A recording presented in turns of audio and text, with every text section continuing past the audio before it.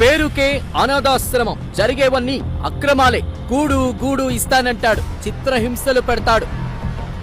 భిక్షగాళ్లను డోనర్లకు చూపిస్తాడు, అడ్డగోలుగా డొనేషన్స్ వెనకేసుకుంటాడు. ఇక్కడ 600 మంది ఉంటారు సార్. ఒక ఉండే పెట్టించారు అనుకోండి, బ్రేక్ఫాస్ట్ లంచ్ డిన్నర్ 3 పెట్టిస్తే 50,000. డోనర్లిచ్చే సరుకులు అమ్మేసుకుంటాడు, అనాథలకు తిండి పెట్టకుండా మాడుస్తాడు. వృద్ధులని చూడకుండా చితక బాదుతాడు, రోగమొచ్చి చచ్చిపోతే ఎక్కడికి తరలిస్తాడో తెలియదు. ఆశ్రమంలో మహిళా ఉద్యోగులకు లైంగిక వేధింపులు, జీతం అడిగిన వాళ్లకు గెట్ అవుట్ బెదిరింపులు. ఫిజికల్ గా కూడా ఇబ్బంది పెడుతుంది. 1-2 టైమ్స్ నన్ను కూడా తీసేయడానికి కారణం అనుకుంటా నేను. అప్పట్లో రేకుల షెడ్, ఇప్పుడు భారీ భవనం, ఎకరాలకెకరాల కబ్జా సామ్రాజ్యం, కార్లు ఫ్లాట్లు. 2010లో పెట్టినప్పుడు ఏం లేదు, బిల్డింగ్ లేదు, ఏం లేదు, జస్ట్ ఒక చిన్న రూమ్ ఉన్నదన్నమాట.